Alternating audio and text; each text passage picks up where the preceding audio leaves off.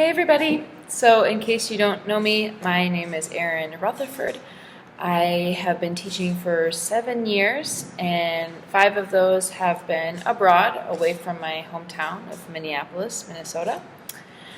I have taught in Belgium, Ghana, China, and now I am in Egypt at the American School in Egypt, main campus. It's an IB school, and this is my first year teaching one subject, which is 5th grade ELA, so Readers and Writers Workshop.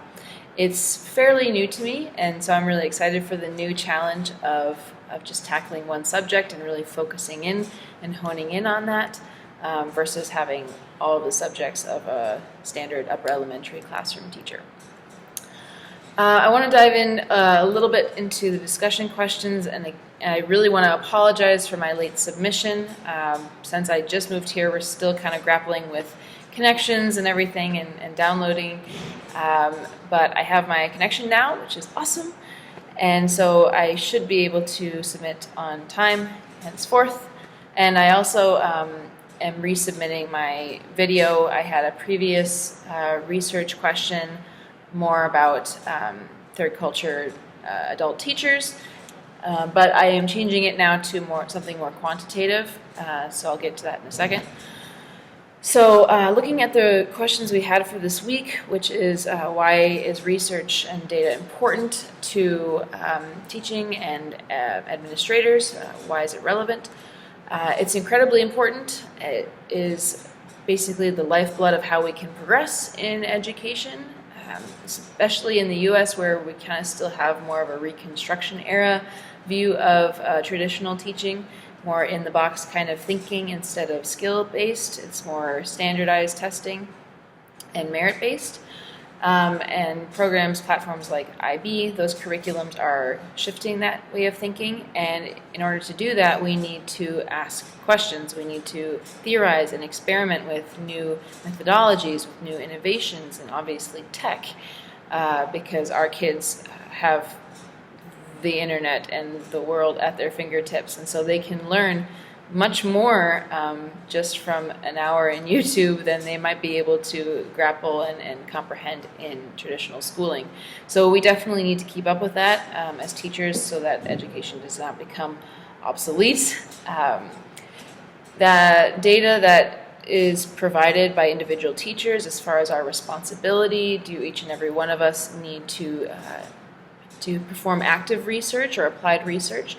I feel like it is a spectrum. I think at the bare minimum, since we are on the front lines, we should be actively looking at the latest data, the latest research, and obviously PDs help us with that, and spearheading and piloting some of these practices into our classrooms so that we can see how it's working, how the students respond to it, and if that is a plan that we can use in the long term that will fit into your school's mission and vision.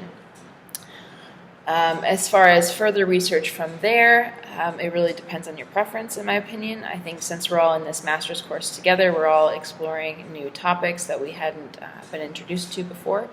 And so I think that we kind of have that added vocation and responsibility to answer some of these questions that we've been exploring and see what we can provide for our professional community. And so that's been super helpful so far. I've been able to add to that in my own work life, and so I'm really grateful for those series of courses. Looking more into my own topic, like I said, I've changed it now. It's more quantitative instead of qualitative. Now I am exploring what happens to the rate of progress of 5th grade academic writing as measured by written submissions and standards-based assessments when writing weekly news summaries is applied practically in the classroom. Specifically, I'm using CNN 10. I use it as a writing tool anyway. I've used it for years, though this will be the first time that I'm actually measuring student progress to see if they are improving in their literacy, their fluency, sentence structure, grammatical, syntax structure, these types of things, paragraph writing are they being able to improve with their actual levels for reading comprehension, but more specifically writing acumen and ability. So that's what I'm going to be looking at a bit more closely. None of the other ELA groups are doing this, and so it's a really great trial study to see if we can make a little bit of progress, and perhaps we'd be able to squeeze it in our free reading, writing, creating time. I allocate 10 to 15 minutes every day for it.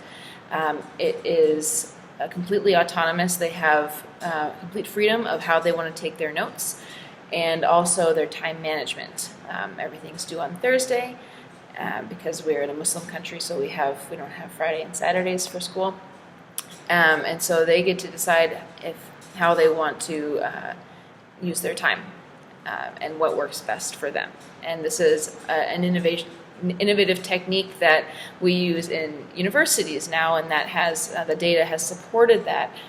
Evidence looks at how we can more efficiently take notes, how we can more efficiently study and revise, and I feel it's super important to be able to introduce these skills in the upper elementary, if not earlier, so that students can feel much more comfortable with how they learn, they can understand how they learn best, and write down information, and then that will make their journey through academics a bit smoother if all goes well with that.